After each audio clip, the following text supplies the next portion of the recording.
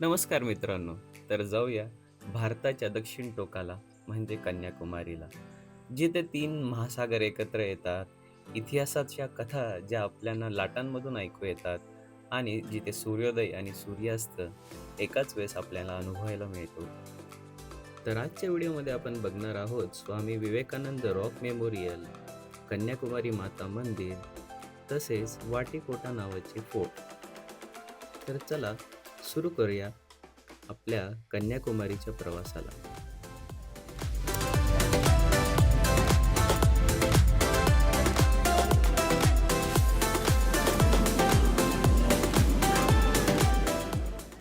मित्रांनो, तुम्ही जर महाराष्ट्रातून कन्याकुमारीला जाण्याचा विचार करत असाल, तर ट्रेनने प्रवास हा एक उत्तम आणि सोयीस्कर पर्याय आहे.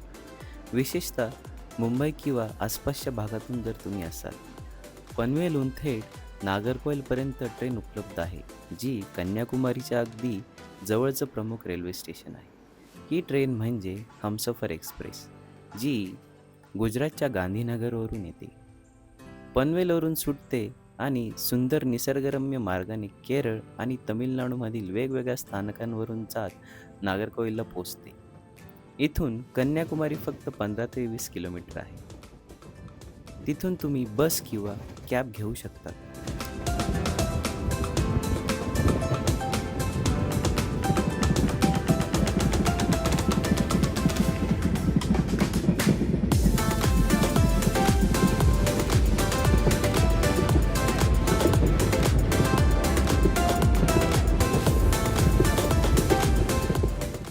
मित्रांनो, अखेर मी नागरकोइल रेल्वे स्टेशनला पोहोचलो आणि हा कन्याकुमारीच्या अगदी जवळचं प्रमुख रेल्वे स्टेशन आहे.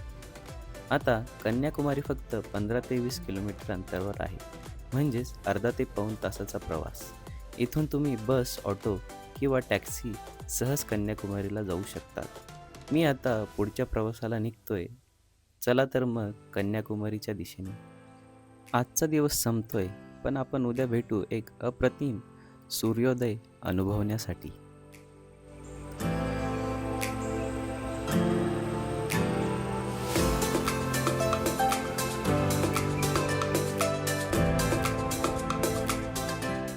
मित्रांनो, आता पहाटेची वेळ आहे आणि मी निघतोय त्या खास जागेकडे जिथून कन्याकुमारीचा अद्भुत सूर्योदय पाहायला मिळेल. कन्याकुमारी म्हणजेच भारताचं दक्षिण टोक आणि इथला सूर्योदय पाहणं हा एक वेगळाच अनुभव असतो. मी आता विवेकानंद रॉक मेमोरियल समोरील किनाऱ्यावर जात आहे. या ठिकाणी जिथून सूर्योदयाचा सर्वोत्तम नजारा मिळतो. पहाटेची थंड हवा, समुद्रांच्या लाटांचा आवाज, अजूनही काळ्या आकाशात हळूहळू उगवणारा प्रकाश यामध्ये एक वेगळीच जादू आहे. थोड्याच वेळात समुद्राच्या पाण्यावर सूर्याचा पहिला सोनेरी किरण चमकणार आहे.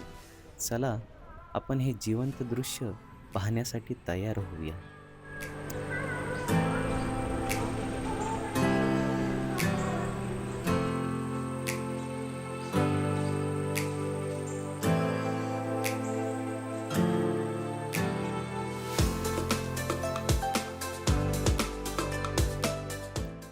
सूर्यनारायणाच्या दर्शनानंतर आम्ही गेलो कन्याकुमारीची सर्वात पवित्र आणि ऐतिहासिक जागा, भगवती कन्याकुमारी मंदिर. दक्षिण भारतातील एक अत्यंत पूजनीय मंदिर, जिथे 3 समुद्रांचा संगम होतो आणि देवी पार्वतीच्या कन्या रूपाची पूजा केली जाते. हे मंदिर केवळ धार्मिक दृष्टिकोनातूनच महत्त्वाचे नाही, तर याचा रामायण आणि महाभारताशीही संबंध आहे.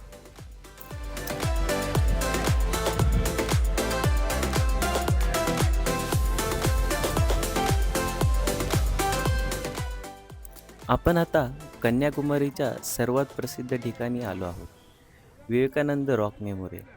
असं म्हणतात की स्वामी विवेकानंदाने येथेच ध्यानधारणा केली आणि त्यानंतर जगभरामध्ये वेदांताचा प्रचार केला होता.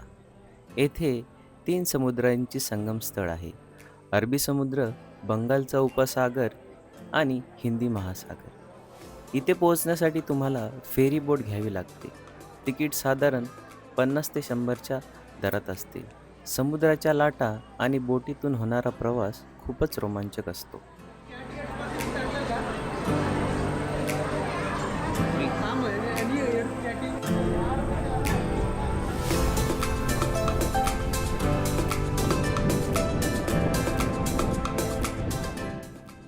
तर या स्मारकाच्या मागचा इतिहास असा आहे की 1892 मध्ये स्वामी विवेकानंद भारत भ्रमण करत असताना कन्याकुमारीला आले.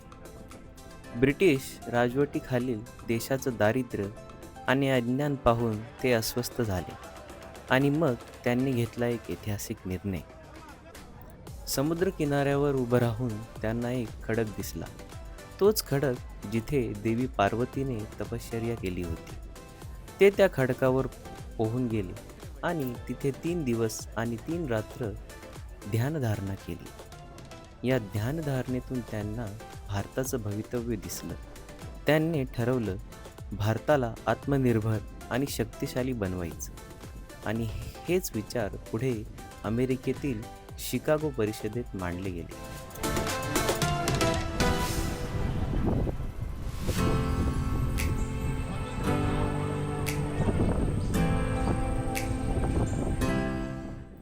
हा आहे थिरुवल्लुवर पुतळा. तमिळनाडूच्या महान कवी आणि तत्त्वज्ञ थिरुवल्लुवर यांना समर्पित.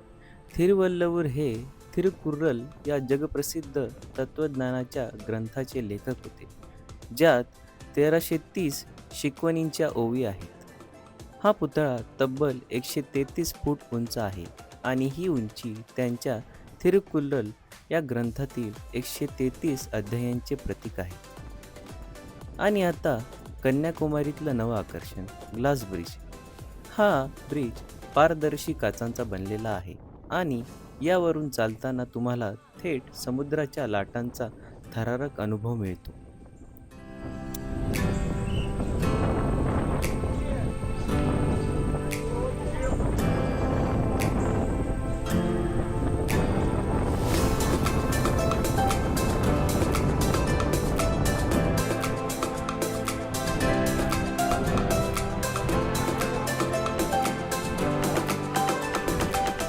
या जागेचं वैशिष्ट्य म्हणजे इथलं ध्यानघर.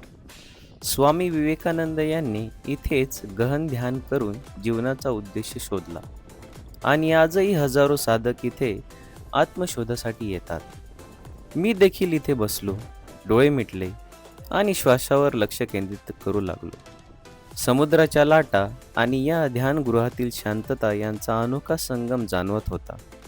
मनाचा गोंधळ हळूहळू निवळू लागला आणि एक विलक्षण शांतता अनुभवायला मिळाली.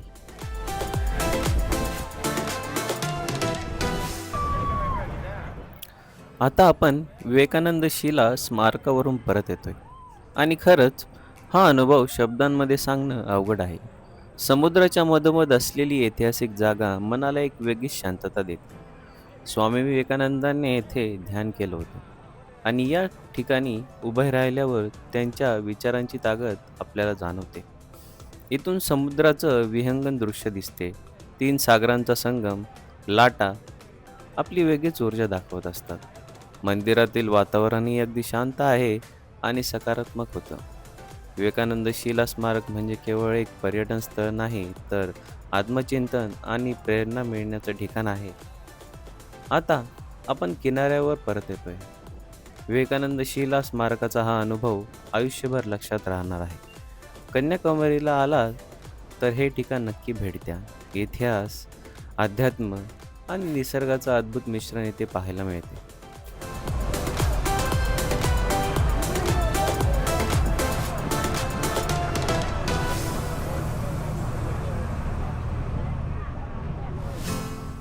विवेकानंद शिला स्मारकानंतर आपण येतोय आणखी एका ऐतिहासिक आणि महत्त्वाच्या ठिकाणी, महात्मा गांधी मंडप. हे फक्त एक स्मारक नाही, तर त्यांच्या आयुष्याशी आणि कन्याकुमारीशी जोडलेले एक विशेष दुवा आहे. ही इमारत राजस्थानमधील कोटा आणि दक्षिण भारतातील शैलीचं अप्रतिम मिश्रण आहे. पण या ठिकाणची खास गोष्ट म्हणजे 21 फेब्रुवारी रोजी, म्हणजे महात्मा गांधीजींच्या अस्थि विसर्जनाच्या दिवशी सूर्याचं प्रकाश किरण थेट अस्थिकलश ठेवल्या गेलेल्या जागेवर पडतो. ही वास्तुशास्त्रीय रचना पाहून थक्क व्हायला होतं. इथे गांधीजींच्या जीवनावर आधारित छायाचित्र आणि माहिती आहे. त्यांच्या कन्याकुमारी भेटीबद्दल वाचताना जाणवतं की हा नुसता इतिहास नाही तर प्रेरणादायी वारसा आहे. इथे आल्यावर एक वेगळीच सकारात्मक ऊर्जा जाणवते. इथून मिळणारा समुद्राचा व्ह्यू जबरदस्त आहे. अरबी समुद्र, बंगालचा उपसागर आणि हिंदी महासागर यांचा संगम इथून दिसतो. निसर्ग आणि इतिहास याचं असं सुंदर मिलन क्वचित पाहायला मिळतं.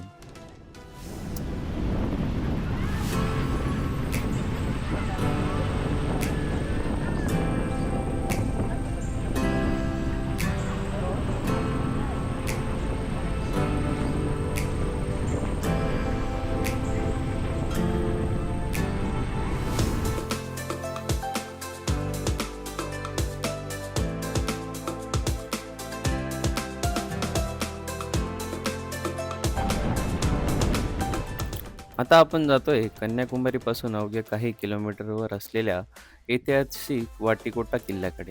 हा किल्ला डच आणि ब्रिटिश काळात तामिळनाडूच्या किनाऱ्यांच्या संरक्षणासाठी बांधला गेला होता. जरी हा किल्ला खूप प्रसिद्ध नसला, तरी इथलं सौंदर्य आणि ऐतिहासिक महत्त्व नक्कीच पाहण्यासारखं आहे. या किल्ल्याचं वैशिष्ट्य म्हणजे त्याचं स्थापत्य आणि समुद्राजवळ असलेली त्याची स्थानिकता. तुम्ही पाहू शकता की काही अजूनही भिंती मजबूत आहेत आणि आता गेल्यावर तुम्हाला समुद्राचा अप्रतिम नजारा दिसेल. हा किल्ला 18व्या शतकात बांधला गेला आणि ब्रिटिशांनी याचा उपयोग संरक्षणासाठी केला होता. इथून शत्रूंच्या हालचालींवर नजर ठेवायची. आज जरी हा एक निवांत आणि सुंदर पर्यटन स्थळ वाटत असलं तरी या भिंतींनी एकेकाळी रणधुमाळी इतिहास माहीत आहे. इथून दिसणारा नजारा जबरदस्त आहे. समोर निळाशार समुद्र, दूरवर पसरलेलं किनारपट्टीचं सौंदर्य आणि शांत वातावरण. जर तुम्हाला इतिहास आणि निसर्ग दोन्ही अनुभवायचा असेल तर वाटिकोटा फोर्ट हा एक परफेक्ट ठिकाण आहे. याच्या आजूबाजूला शांतता आहे, गर्दीही जास्त नाही. त्यामुळे तुम्ही आरामात फिरू शकतात आणि या ठिकाणाचा आस्वाद घेऊ शकतात. हा किल्ला नक्कीच कन्याकुमारीच्या टॉप स्पॉटमध्ये असायला हवा.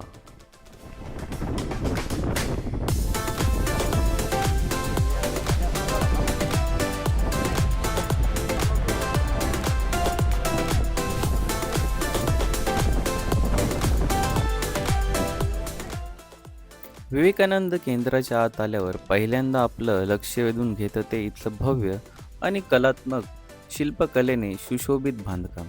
हिंदू संस्कृतीतले ऋषीमुनी, विविध देवी देवतांची शिल्प आणि आध्यात्मिक वारसा याचं अप्रतिम मिश्रण इथे पाहायला मिळतं. ही सर्व शिल्प आपल्याला प्राचीन भारतातील तत्त्वज्ञान आणि वेद उपनिषदांची शिकवणींची आठवण करून देतात. इथे अनेक ऋषींची शिल्प कोरलेली दिसतात, ज्यांनी भारतीय संस्कृतीत मोठा आधार दिला आहे. इथं तुम्हाला योग, ध्यान, अध्यात्म याचं एकत्रित दर्शन घडतं. या केंद्राच्या बाहेर एक अतिशय सुंदर आणि भव्य श्री हनुमानजींची मूर्ती आहे. हनुमानजी म्हणजे शक्ती, भक्ती आणि निस्वार्थ सेवेचं प्रतीक. त्यांच्या मूर्तीसमोर उभं राहिल्यावर एक वेगळीच सकारात्मक ऊर्जा जाणवते. आणि हे आहे त्यांचं भव्य शिल्प. ही मूर्ती आपल्याला भारतीय शिल्पकलेचा एक अप्रतिम नमुना आहे. हे संपूर्ण केंद्र म्हणजे भारतीय संस्कृतीचं एक जिवंत नमुना आहे. प्रत्येक शिल्पकृती आणि वास्तुशैली एक गूढ आणि प्रेरणादायी संदेश दडलेला आहे. जर तुम्ही भारतीय आध्यात्मिक वारसा आणि विवेकानंदांच्या शिकवणीबद्दल जाणून घ्यायचं असेल तर हे ठिकाण नक्कीच उत्तम अनुभव ठरेल. यानंतर आम्ही गेलो लाईट हाऊसला. हे लाईट हाऊस ब्रिटिश काळात बांधलं गेलं होतं आणि आजही कार्यरत आहे. याच्या उंचीवरनं संपूर्ण कन्याकुमारी एक विहंगम दृश्य दिसतं, जे खरंच अविस्मरणीय आहे. आणि हा नजारा बघा. समोर 3 समुद्रांचा संगम, अरबी समुद्र, बंगालची खाडी आणि हिंदी महासागर. तिकडे आपण विवेकानंद यांचं स्मारक तसेच तिरुवल्लुवर पुतळासुद्धा बघू शकतो. इथून दिसणारा सूर्यास्त हा तर अगदीच मंत्रमुग्ध करणारा असू शकतो. जर तुम्हाला कन्याकुमारीचं सौंदर्य एका वेगळ्या कोण्यातून पाहायचं असेल तर हे ठिकाण नक्कीच बघा.